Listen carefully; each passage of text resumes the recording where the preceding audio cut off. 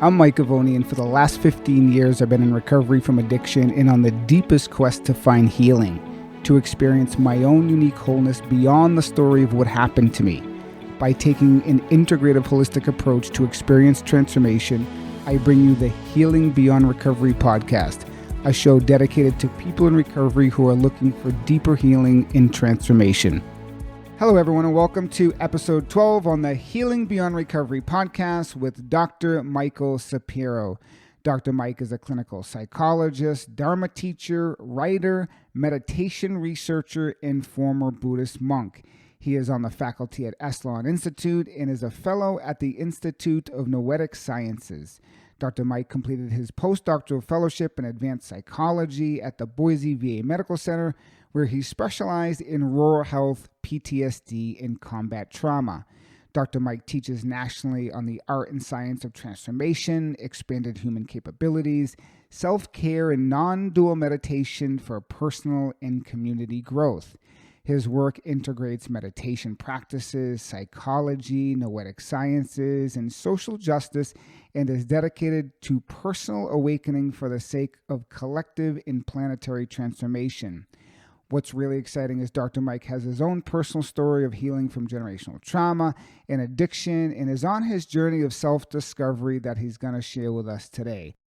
Mike, I just want to thank you for taking the time to come on the show today. And you're the type of guest that I really don't know where to start, to be honest, because you have so many branches of yourself, personally, professionally, that where we could go with such a beautiful conversation. So I think I just want to open it up by having you share with the audience a little bit about yourself and really how you got into the work of psychology, awakening, being a Buddhist monk, consciousness. Yeah, so maybe just sharing a little bit about how you got started on this path. Sure. So thanks for having me on, and thanks to everybody who's listening on the show. And I hope as a community, we all get something out of it together, and that it kind of moves us toward greater conscious healing of our community, because there's so much stress and strife during this time right now. How did I get into where I'm at? Drugs, psychedelics at an early age. I was 12 and started kind of smoking weed, and then through that experience got deeper into my own mind, right? It did something to me where I started seeing myself in action. Around 15 or so, started engaging in psychedelics, and that gave me insight into the fabric of the universe, but through a very young, untrained, unripened mind. And so as I progressed in high school and then into college, I needed to find something to wisen up, and drugs were not the way to do that. So that's when I started discovering the Buddhist path, Taoist path, meditation. And as my meditation practices increased, my drug use decreased. There was kind of like an overlapping kind of arc, to the use in one, and the use in one went down, the use of the other went up, until it was more meditation and more spiritual practices than drug use. And, I never lost my interest in going deep into my own psyche, my mind, into the nature of the universe. But I did eventually lose a lot of interest in using drugs to sedate myself, to not feel, to get access to the greater mystery, when I found I could do it on my own, or my own meaning with the support of the universe itself, not just Mike doing it. So I'll start with that, and then we can go from there. And when you found meditation, were you still using psychedelics at the time?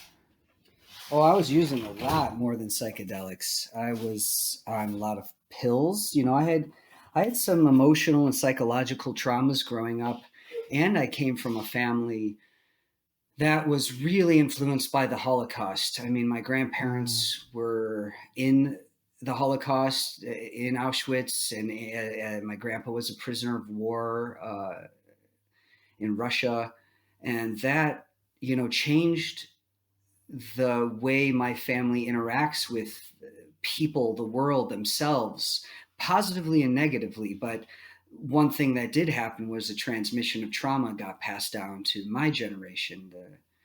And so a lot of my early use of drugs was really sedative, were as sedatives, like calming my nervous system, reducing anger. I just couldn't tolerate all those immense emotions. So it wasn't like just psychedelics. I mean, I was using a lot of things to help regulate myself because I couldn't on my own. Yeah. mm. Yeah, yeah. And for the listeners, I always talk about, substance abuse, is it does something for us. It regulates our nervous system in a certain way where we can feel okay or safe or whatever it may be. So, wow, that's interesting, Mike, that you were experiencing a lot of generational trauma, and that's why you were going towards substance abuse. And in the process, I imagine you got opened up a bit into your own mind, which led you to the path of meditation. Now, I'll just kind of share with the audience and yourself right now a little backstory conversation that you and I had about, when I first met you and had our first conversation, I asked you, I was like, you told me your background. I was like, oh, so you're in recovery too? And you're like, well, I really don't use the term recovery, which I found Hmm. very fascinating because as a person that's like myself that's been saying I'm in recovery and recovery and recovery, and lately it's kind of like, what is recovery? Because it's for me, it's always changing as I expand my consciousness and grow. It's like I've kind of stretched outside this little teeny box Mm. of recovery. So maybe we could go on that vein of what it's like to be on the other side of substance abuse and healing. Yeah, maybe what it's like to be on the other side of substance abuse and healing as it relates to moving beyond those doors of recovery and even using or experiencing the addiction as a gateway into expanding consciousness. Maybe we can talk a little bit about that for a moment. Sure. So, I'm going to speak with three hats on: a personal hat, a psychologist hat, and a Dharma teacher or a spiritual student teacher hat. They're I all a love it. little bit different, but they intertwine, of course, and intersect. Personally, I didn't know about AA or NA growing up. I didn't have family members who were using or drinking. Actually, my family doesn't have too much, at least active or obvious substance use. I don't think that's a part of our history. So this was mine. So I didn't Mm-hmm. have any model for how to deal with it and work through it. And so in some way, and my friends who are in recovery do not like that I say this. I said I kind of did it myself, right? I overcame addictive behavior on my own. Now, of course, when I say on my own, that doesn't just mean Mike in the world by himself, because I have friends, I have teachers, I have lovers, I have mentors, I have books. There is really no on my own. That's the nature of interdependence. But as a human being, I felt like I did it myself. I overcame addictive behaviors and longings and impulses using willpower and intellect and discipline. Um, so I didn't grow up with the term recovery. It wasn't until I was in graduate school becoming a psychologist where I started to learn those kinds of terminologies and practices. And I studied both harm reduction and I studied the traditional medical model, alcoholism or addiction as a disease and abstinence based. And I particularly went toward harm reduction myself because that's actually what I used for myself. I went from really hard substances down to lighter, and I'm air quoting lighter substances because, of course, all substances can be misused. Excuse me. And so I was drawn to harm reduction as a psychologist and then started training in harm reduction. And I even moved beyond that as I got into this, as I became more of a teacher in the Dharma. And as I myself as a person expanded beyond the constraints of Mike using to Mike as a full human being whose use was a part of me, but not all of me. And then Mm. eventually where use was very little, so that didn't consume my whole kind of tapestry, or vision. So I do want to make it clear that it is, and recovery can be an important concept for a lot of people. AA, NA, these are groups that can be really important, but they're, for me, not the end goal, right? Community maybe, but they're not the only path to transforming through addiction. Yeah. For sure, for sure. And as my mentor would say, who's a Dharma teacher, paths are many, truth is one, therapies are many, healing is one. And it's like there's many paths. You say use was a part of me, not all of me, which is amazing. And we share so many similarities, Mike, in the aspect of, I got off of a $500 a day opiate habit myself. Let's just say, with the help of medication. It wasn't just myself, Mm-hmm. as we know, interdependence, but I very much see through that lens and want to really emphasize the importance of other paths such as NAAA, and also maybe talk a little bit about the awakening aspect and how that can lead to discovering that there's a lot of choice in an individual once you become aware and you begin to shift your consciousness. And as a person in recovery, right, I had my bouts with illness even 9 years into my recovery journey, that I had a awakening experience that led to me leaving AA. I never went back to AA again. And as a result of expanding my consciousness, I really got to see that, wow, there is much more than Mike as this person in recovery or this once addict, but I am so much more than that. So I think that's just beautiful that you begin to have that same understanding that it's just a part of you and not all of you, and through the path of meditation that allowed you to go deeper. So And so for our listeners, I don't want to discourage any path, right? I want people to really go fully into a path and try something out for 2 to 3 years. Really commit, because the way AA or NA or any of those types of groups work is committing to the structure they've set up and seeing what works, what feels good. And that doesn't mean you can't grow with it or grow beyond it or through it, and try and then commit to different pathways as you grow, because we grow and our needs are shifting, our values shift. And because of that growth, we have to also be flexible and go, okay, that has outlived its use. Thank you so much for that. And now this is where I'm going. But also, I guess, is there's a way that we can nurture ourselves through an addictive behavior or through patterns of addiction that aren't really taught too often, because our culture doesn't often teach consciousness expanding practices to us in school, in churches, and temples.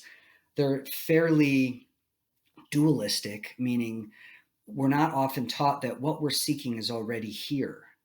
The wholeness we're looking for is here. Our unbroken, radiant self is here. But there's so much noise, there's so many conditions that are in the way of seeing clearly. And of course, addiction and using dulls our mind, it dulls our consciousness, it limits our ability to expand beyond the kind of restricted, constricted sense of self that is using. Why do we use? Because it feels better than feeling pain, shame, hurt, anger, right? We might like mm, ourselves better when we're using, but that limits us to a very restricted identity. And so doing consciousness expanding practices gets to see a way more vast and kind of lively picture of ourselves we never could have before. mm, yes, and As someone coming from a 12-step background, I'll just share in relationship to seeking a power greater than myself always, right, for a long time in my recovery, and rather, like you said, awakening to the unbroken radiant self that is already here, which was my experience through finding the path of the Buddha. So maybe what does that look like, Mike, is beginning to find that unbroken radiant self, maybe in the aspect of maybe personal awakening? What does that look like for listeners who are on the path of maybe they're in recovery, they're not in recovery, but looking to experience their wholeness and get into this world of consciousness and awakening? Okay. So just to be clear, I'm not asking any listener to become Buddhist. I'm Mm-hmm. just sharing a 24-year journey that I've been on that has given me deep source of joy and connected me to an inner innate good nature in me that I didn't know about. Sometimes I might have felt it here and there, but I'm more consistently in touch with it. And that doesn't mean that I can say, "Oh, Mike's perfect and whole and radiant now. He doesn't have to work on himself." That's just not true. As a human being, I have so much to refine and so much growth left. That being said, there is something innately whole in me that I can connect to. And Buddhism has been a pathway, one of them, because I have several pathways that I've been on. Buddhism is one of them that has led me to this through refining myself. And so the first two things that I want to say to listeners who are interested in awakening to that innate goodness within us is, one, we develop self-awareness, and two, you have to learn to tolerate discomfort, because this path brings all kinds of things into our body that are uncomfortable, feelings that we've sedated or numbed ourselves to, or blissed out. And there are things we have to see in ourselves that are very uncomfortable to witness. My behaviors, my impulses, the times I'm selfish, the times I don't consider others' well-being and I put my impulsiveness in front of their well-being. That is hard to see and witness in ourselves. So one, we become self-aware, and we can talk about what does that mean, how do you do it, and two, be prepared to be uncomfortable and start tolerating that without the use of drugs and alcohol, because now you're saying to yourself, I'm going to face the dragon and I'm going to walk through what's uncomfortable so that I can come out the other side refined and more whole and expansive. Mm, yeah, beautiful, beautiful, Mike. I think Adishanti is the one who says comfort doesn't lead to awakening. So it's it's no, like, no mud no lotus. Sometimes it's really Yeah. uncomfortable. Yeah. Well, those of us who have been through trauma, the actual trauma is so much worse than doing the work to face it. But our brains and our bodies get so constricted and so tight and so afraid of facing what had hurt us that we think, you know, fuck that. I'm not going to look at that. I'm going to just numb. I'm getting out of that no matter what. I don't want to face that again. The truth is, facing it is actually, it's kind of imaginary. Yes, we feel it. There are hormones and chemistries through our body when we're looking at our traumas.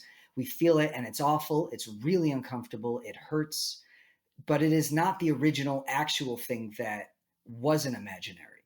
So we have to tell ourselves, convince ourselves, find boldness and courage to Mm, face what's in our mind seems like the same thing we actually faced in the past, but it's not. So we have to have courage and boldness and be uncomfortable as we face that darkness, because that's the way through it. That is the way through it. mm. For sure, for sure. Joseph Campbell, the cave you fear to enter holds the treasure that you seek.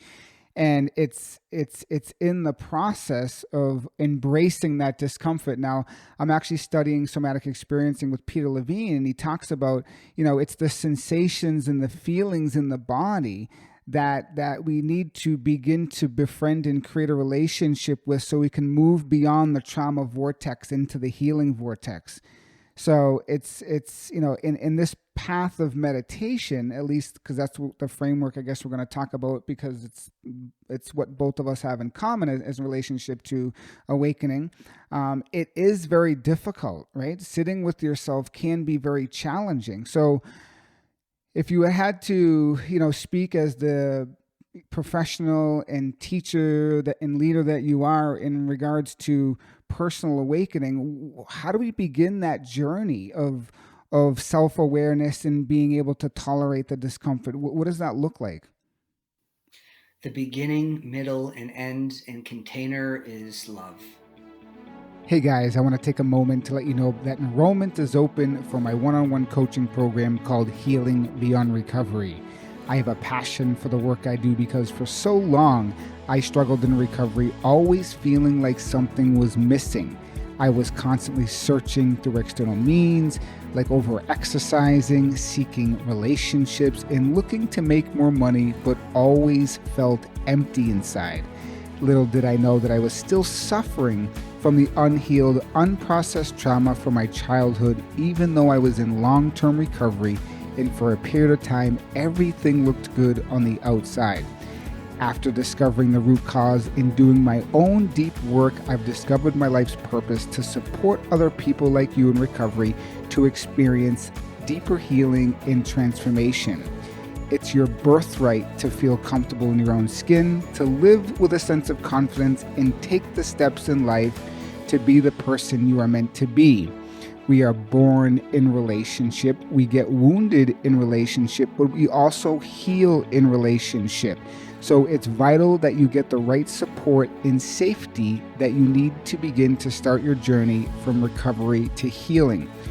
My one-on-one coaching program is designed to address the root cause of what's keeping you stuck so you can thrive in your life in recovery. I also know firsthand the importance of taking an integrative, holistic approach to healing, and that's why I created my Holistic Recovery Wheel, which addresses all the different spokes to the wheel. Metaphorically speaking, all the areas of your life, such as nutrition, gut, physical health, spirituality, relationships, environment, trauma, work-life purpose, recovery, and more. To learn more about my program and schedule a complimentary discovery call with me today, please feel free to click the link in the show notes, or you can go to my website at www.mikegovoni, or you can find me on social media on my Instagram account at Mike Govoni, MikeGovoni, no dots or spaces, and click the link in my bio. Thanks for listening, and now back to the show. It's what heals us, it's what holds us. It's the thing most people are afraid of. It's the thing most people deny themselves. And so becoming self-aware, like I said, you're going to see so many things and you're going to feel so many things that are so uncomfortable. And love, the action of love, the radiant force of love, is what heals us and holds us as we're doing the work.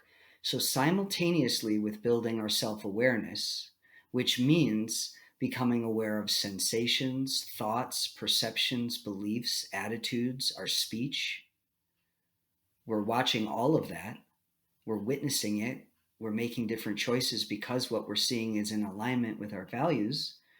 While we're doing that, we're also learning to hold ourselves with tenderness, nurturance, and love, because it's what we need as we're growing. It's what we need to make mistakes and not punish ourselves for those mistakes. Because the path of awakening, we're going to mess up so many times. We're going to have to keep starting over again. And if you're shaming yourself and punishing yourself as you're doing that, it's opposite of growth. That's exactly what trauma is, right? We're re-traumatizing ourselves when we're punishing ourselves for not being good enough or for failing. So love is what holds us as we're awakening. So we have to have self-awareness of what's going on and what we're doing. And then we practice love. And it's a practice as well as a state, as well as the container. And what that looks like is you might have your hand on your heart and belly.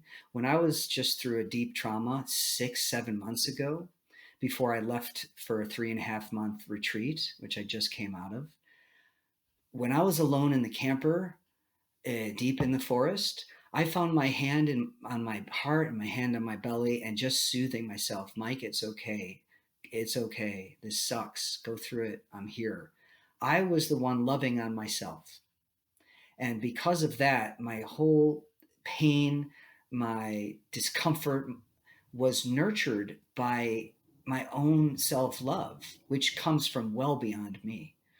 And that's where darkness leads us to healing. So self-awareness of what's happening and learning to love on ourselves, whether it's physically holding ourselves or telling yourself in your mind, I'm here for you, I've got you, I know it sucks, compassion, empathy for ourselves. And then, of course, that radiates outward. Once you learn to do that inward, you can share that outwardly. Yeah, that's beautiful, beautiful, Mike. And I'm just curious, as you know, a lot of people who are in recovery from substance abuse have gone through some deep, deep traumas. And many of us have so much self-hatred and shame that's built up that, when they listen to that, maybe, when you say offer yourself that love, I can just picture them maybe cringing. And for Oh, someone, absolutely. Yes. yeah, what would you say to someone that can't even grasp the possibility at this point on their journey to offer themselves self-love? What would you say to them? Totally understand. I get it. I don't do it through words. What I would do is sit with a group of people, sit with that person, and lead them through an experience. And it can be as short as 10 minutes. And that's not going to change their life that minute, maybe, but it will change perception. It will open to the possibility of loving on the self, and not in a narcissistic way of I'm amazing, I want to venerate myself and post selfies forever. I'm talking about an actual real felt sense of love from our witness holding space to the person in us who suffers. All of the traumas, most of our traumas that were done to us and that we were involved in, we had messages, right? We were unsafe, we were unloved, we were being invalidated, we were hurt.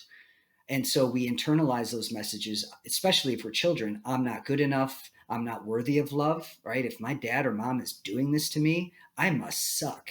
I must really suck if this is what's being done to me. This is how the messages get started, as well as actually hearing you suck from caregivers, teachers, parents, whatever.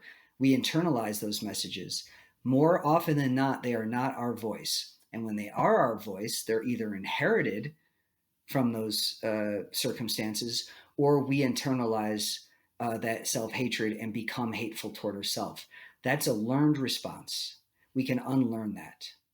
And we can unlearn it easily and naturally by resting our bodies, becoming quiet, and start feeling sadness for what we went through. I don't go to love, I go to sadness.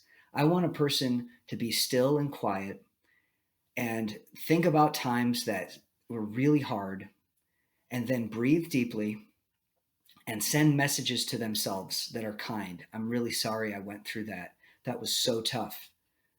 It still hurts. Just starting to say those things relaxes the body, and finally we're being seen by ourselves. And in that seeing, we start feeling love for the part of us that was totally wounded. Yeah. Yeah. And I like to say often, it's your own loving awareness has the capacity to heal you. Yes. And that's my own personal journey, Mike, I got sick, like I share a lot with the audience, and my body was so broken down that I had to like reparent and nurture myself like I was a baby with bone broth and food, and my digestive system was all torn up because of the trauma. And I found a Buddhist Sangha that I had no idea existed. I just started listening to Thich Nhat Hanh and different other Buddhist practitioners, and I began to show up on the cushion, and I would practice this loving kindness practice that of course you know of, that is part of the Buddhist teachings, and I would just weep, and I would just hold myself and offer my belly and my body this nurturing, loving energy, and that's what was really the beginning, the doorway into the healing. So I appreciate you really emphasizing that love is really the answer when it comes to all this. And let's just shift maybe to number two for a moment. When I teach meditation, Mike, I often say, it's difficult to sit with yourself. We're not trained over here in the West to really turn towards the uncomfortable. And when we do, we can want to jump up out of our seat. We can want to scratch every little thing that, every little sensation we feel. And yet I find when people begin to tolerate the little bits of discomfort, the little urgency to move or shift, and they can just be with that expands into something greater. So maybe you can talk about maybe the step two there on this personal awakening journey of tolerating discomfort and what that's like.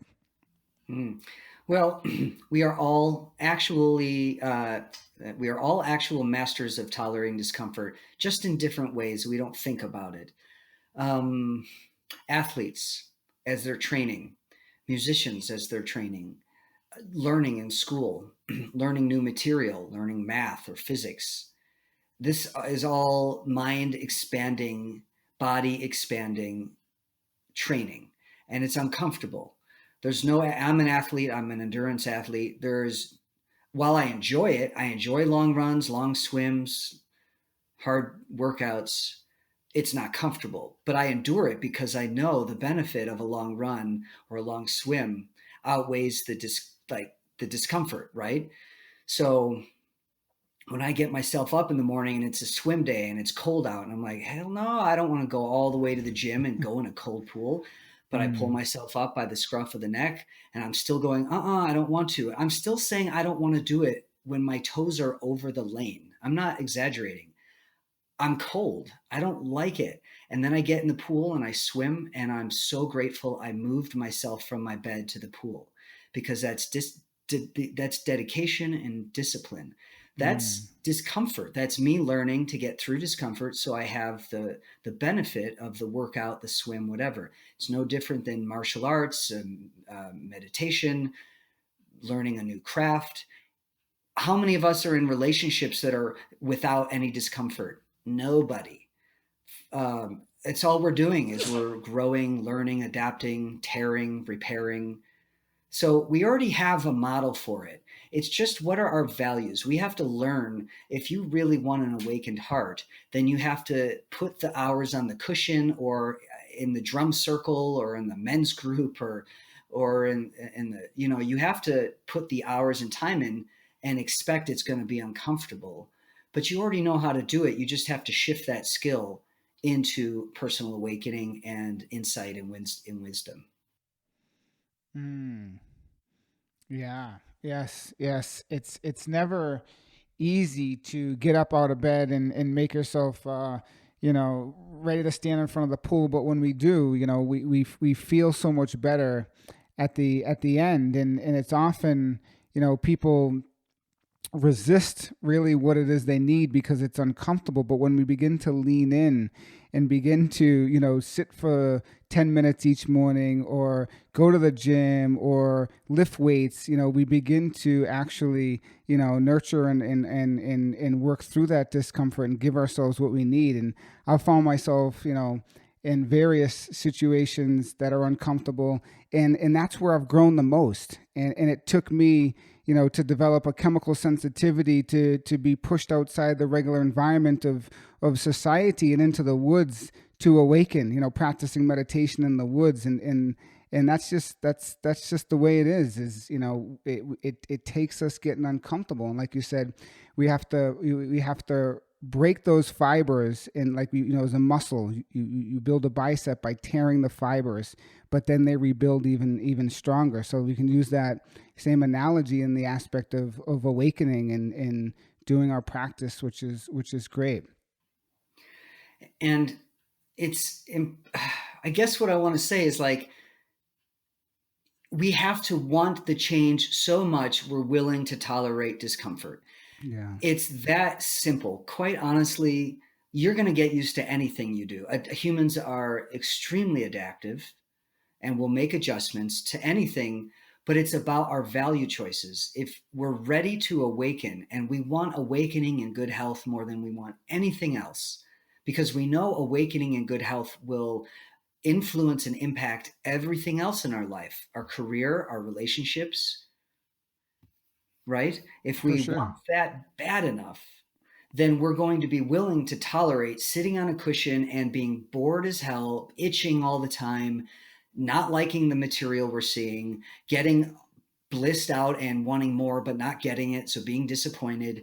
Like those things are really secondary to the goal of awakening or the goal of good health. So for the listeners, who those of you who are ready to make a change, we have to first define our heart-centered intention. What is it we're really longing for? And then what are we willing to do to get experience or bring ourselves to that place? And that absolutely means tolerating discomfort.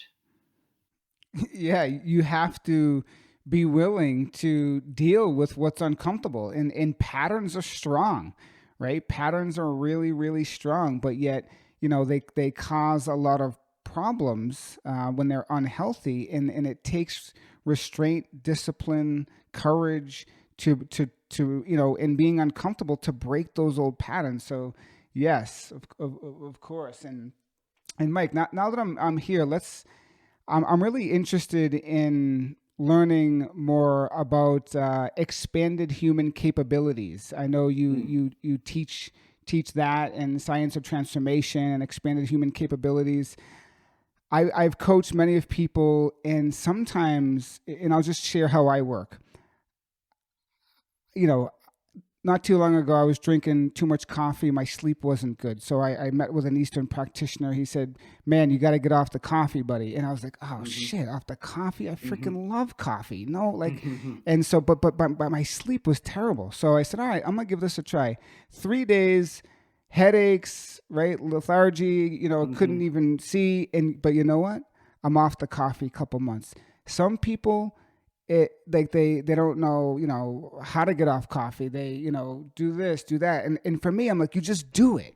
But some people are wired differently, right? When I had a $500 a day oxycontin and I was strung out to the gills, 135 pounds, I knew I needed to do this or else I was going to die. And guess what? I got some methadone on the street. 18 years later, I've never touched an oxycontin. I just did it. For Hmm. some people, they're not wired like that, right? So I don't know if you can share about this expanded human capability and working with these patterns to, expound transformation. What do you say about that?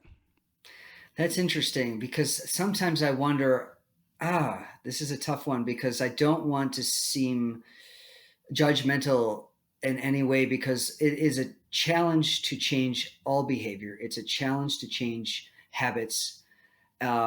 I kind of do believe we can all do it. I actually do believe in people's potential to go like, you know what? I'm going to make changes and I'm going to stick with it. That's how I got off all that stuff. I'm like, oh, I don't want to do this anymore. And then I struggle through Yeah. the awfulness of getting out of that stuff out of my system. But again, I didn't do it alone. I had a naturopathic physician working with me as I detoxed, and it was disgusting, right? And as my body's repelling all the toxins that I was putting in. Um, so I kind of believe everyone can actually do it.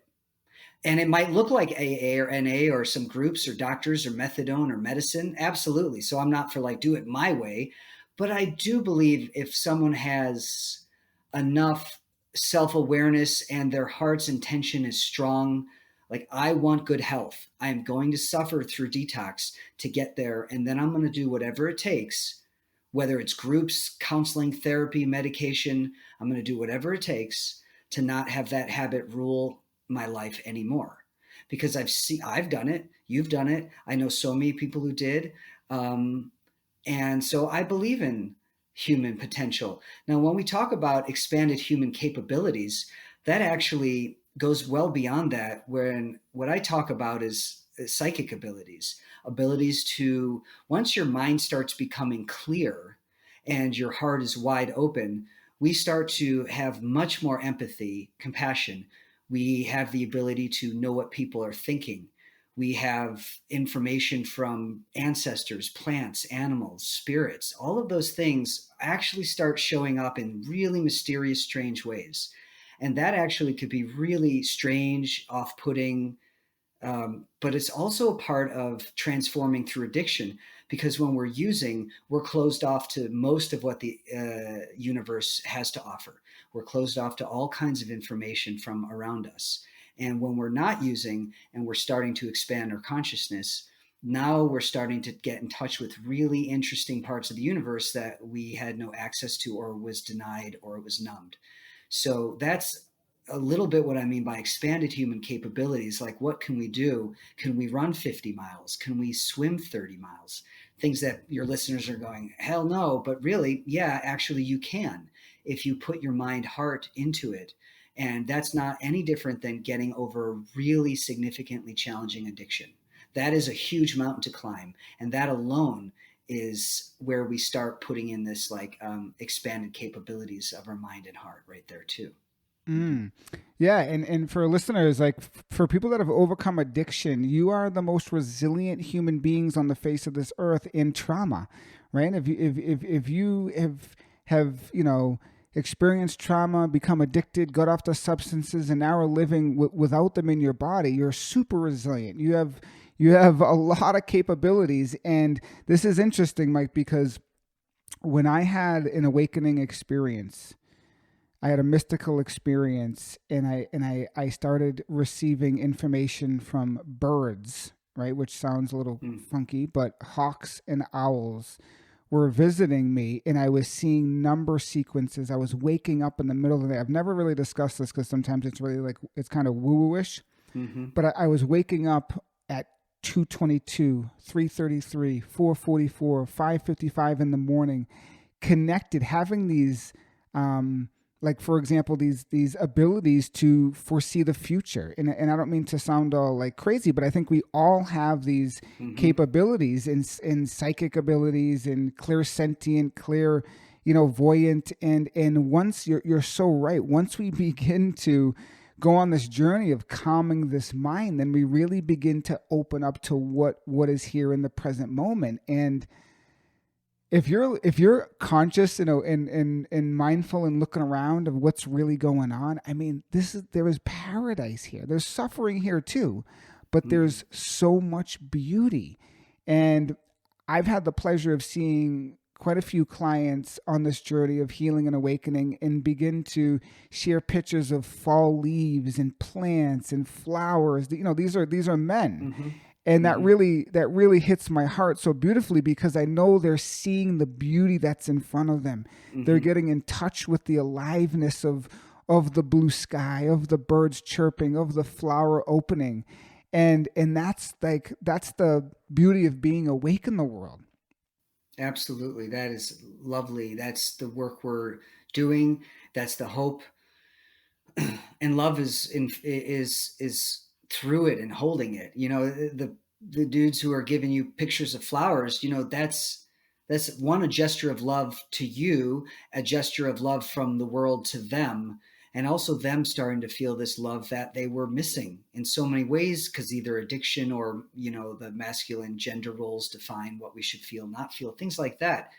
This awakens us up to immense beauty and joy. And that doesn't mean we don't suffer, doesn't mean we just skip around, because life is difficult and there's a lot of strife and we're in crisis. But it does mean we also get to feel joy, ecstasy, and deep love in the beauty of our universe. Yeah. Yeah, and in active addiction, the world, our worlds become so small. Basically, they become Yeah. unfixated on the next, hit or the next. Hmm. And when we begin to put those down and walk this path of awakening, your whole world begins to open up in ways that are never. I never even would believe that I That's would right. be able to see and feel, and I think a huge part of it for me is allowing another person in my heart, and Mm. that's my fiance, and that's once again coming back to love, and allowing another person to see me and to hold space for me in my deepest darkest places, and that opened me up to the love for her in that space. But it's just a remarkable journey, that we're all on, and the process of awakening really just ties it all in. So It's important for me to express that not only do we, once we put down the drugs or we reduce them significantly, or alcohol, and our mind calms down, we start having more connections to ourselves, other people, the world, nature, things like this. um, we not only see the beauty externally, we see the beauty internally. And not only do we see the kind of grandeur of nature, we start seeing the grandeur of our own body and our own potential. So, awakening also means not only to the wise heart and insight, it means seeing unlimited potential. Dan Siegel calls it the plane of possibility, this kind of quantum physics mm, principle that before something emerges into reality and manifestation, it lies as it's a potential. hmm. It's a possibility. We all contain that. When I say you can run 50 miles, you can actually train yourself to run 50 miles. Like your potential, my potential is so unlimited, and most of us don't know it because we're closed, we're tight. And those of us who have used, you reduce yourself down to a feeling or to a pill or to the relationship with a pill or whatever you're using. And then you stop doing that, the world opens up, but so does your own body and potential. And that's what I'm mostly interested in right now in my life and career, is helping people fulfill their highest potentials. Whatever that means or looks like is up to the individual and how they want to use their body, brain, mind, spirit complex in any way. And so putting down the drugs and alcohol gives us this access to amazing potential in ourselves to do more than we ever could have imagined. And is meditation part of that process for you to help people It is for expand? me, yes, Yeah. sure. It's not for everybody, but it's my path, and I certainly teach it, and I bring it into therapy. But again, what is meditation? And as a trained teacher, there's mindfulness, concentration, tranquility. There's insight. There's all types of practices that we just lump in and call meditation. But I actually will use specific practices for specific needs. So if someone's mind is chaotic and wandering, we do something else. If someone is hyper focused and can't see big pictures, we use another kind of meditation. But everybody gets to do compassion, loving kindness with me, everybody, because that's what's needed to heal so that we can then start fulfilling our highest potential. Once again, coming Mm. back to the love aspect. Yeah, that's beautiful, Mike. And I'm really, grateful for the work that you do. It's not so common, although it's getting more common than ever, is for Hmm. Western doctors to see through Eastern minds, and you bring a really great blend of that in your life and your work and in who you are, and I really appreciate that. And I'm just curious, can we touch upon for a moment what it was like to be a Buddhist monk? Because at one point, at one point along my journey, my fiance wasn't sure, and I wasn't either, if I was going to go that route. And you did. So I just want to hear a little bit about that, if you don't mind sharing with me in the audience what it was like to be a monk. Well, it's interesting. I don't want to romanticize anything. We all have the opportunity to practice the kind of simple way of being the Buddha taught just in our homes. Mm-hmm. Um, when I go through, I have PTSD and I go through shopping centers and it freaks my body out sometimes. So right then I have to practice as if I was a monk again, right there, breathing, sensing, having love, being aware. So I want to make sure that I don't want to romanticize what it was like, because people are like, wow, you lived in a cave. I'm like, yeah, yeah. I also camp a lot. It felt really the same to me. I camped in a camper for 3.5 months and it was my cave. I lived in a cave for a week or two with a bat and 1 week with a snake. It was interesting, kind of freaky. Mm. But it's life happening. But what I will share is it was an opportunity to slow down to a place where there was no need to do anything. I mean, we had chanting, we have alms walks. I was a monk in Thailand, so it's different than if you're a monk in America. I did live for a year in a Zen center in Portland, Oregon, and that was very challenging. You're living with 20 people or something that are all, it's like you put rough rocks in a bag and you shake Mm-hmm. that bag up and it starts to smooth the rocks. That my Mm. year in the Zen temple was really difficult but very informing, and I also needed the discipline. My time in Thailand was much more heartfelt and more at ease because I was more in solitude or with hermit monks. But what it gave me was a chance to slow down to see what was truly necessary. That's bathroom and food, and all the other stuff fell away. Now, do I have a motorcycle and a camper in a house? Yeah, I started collecting stuff again, right? But can I understand those are not necessities? Shelter Mm. is, food is, seeing people around, having water and being able to walk, those are necessities. So being a monk taught me how to simplify and see what life looked like without the grasping or craving for things, for status, for achievement. Now, it doesn't mean it doesn't creep back in. It just means I have a different vantage point because of my time in training that way. Yeah, yeah, you have a framework to see through that that other stuff isn't really that important, but what is important is the just basic necessities of life, which is great. Yeah, thank you for sharing that, Mike. Oh, you're welcome. My pleasure. Yes.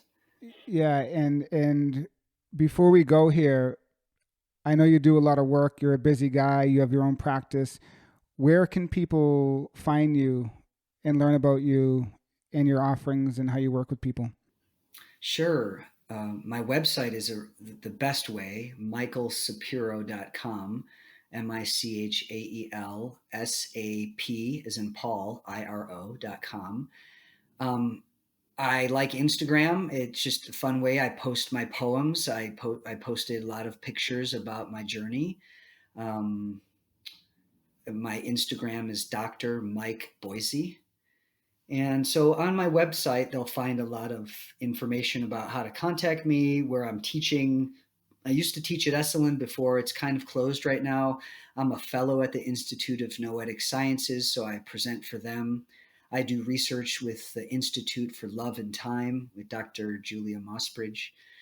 So I'm around and I'm fairly responsive to emails or messages on Instagram.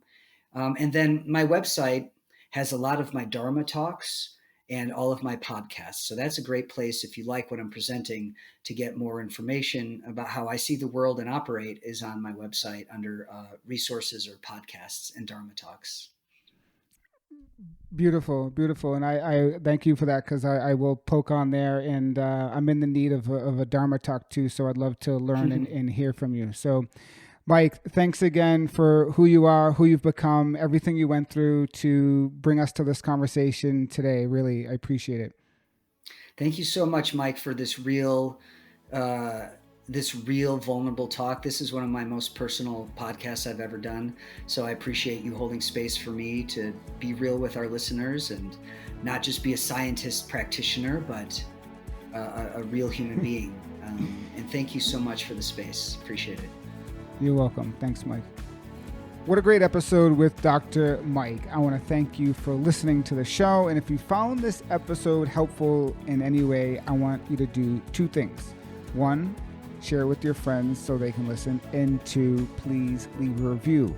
Reviews are super helpful so other people can learn and hear about the show and hopefully hear something that inspires them to possibly heal generational trauma or make their life better in some way. So I appreciate that, and be sure to tune in to next week's episode 13 with Leela Daila. Leela is a good friend. She is a lifestyle coach, yoga teacher, and spiritual guide, primarily for women who are looking to step into their greatness and bring their gifts to the world. But I must say, Leela is a powerhouse. She is a gem. She is an angel. She has wonderful energy, and I believe she's doing great work in the world. So I am really inspired by her, and that's why I want you to learn and hear from her as well. So next week, we'll be doing a little deep dive into Leela's life and what got her on her journey of transformation, of being a yoga teacher, teaching spiritual teachings and so forth, and really just to bring some more light and love into your life as another person in recovery and on the journey of awakening and bringing your purpose to the world. So it's going to be an awesome conversation, so tune in.